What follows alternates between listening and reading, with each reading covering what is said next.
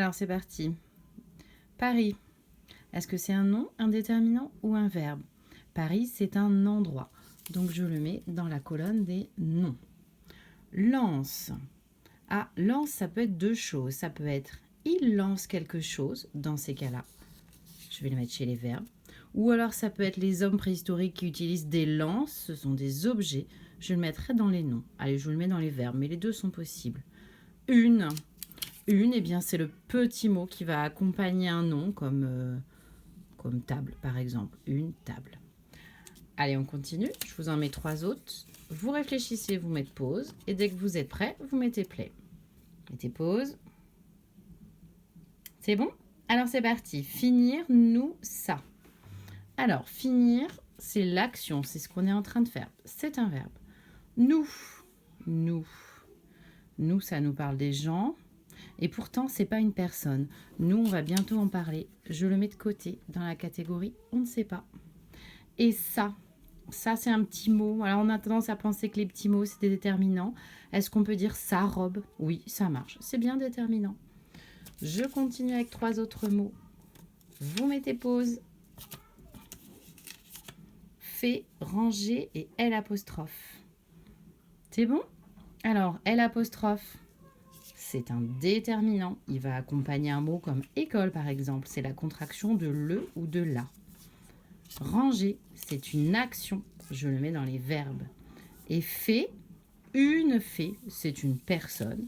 Donc, je le mets dans les noms. Il nous reste ces 3-là. Un, joli et porte. Alors, porte.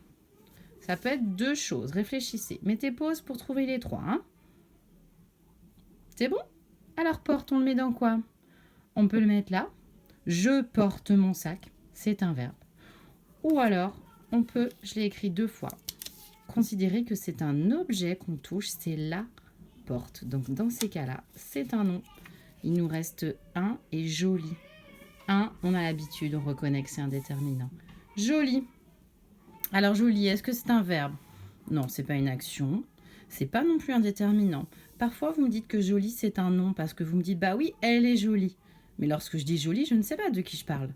Ça peut être une table, ça peut être un pull, ça peut être une fille. Donc, joli, pour l'instant, je ne sais pas. Allez, on termine. Table, 4 et jaune.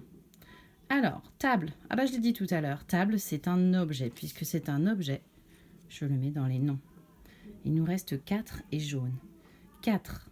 Ce n'est pas un verbe. Ce n'est pas une action. Est-ce que c'est un objet 4? 4 quoi? 4, je ne sais pas. C'est un déterminant. Et oui, tous les nombres sont des déterminants. D'ailleurs, 1, c'est bien un nombre. 1 lapin, ça marche. Eh bien, 4 lapins, c'est bien le chef du déterminant lapin. Il nous reste jaune. Jaune, c'est une couleur. Ça nous dit comment est une table ou comment est une chaussette.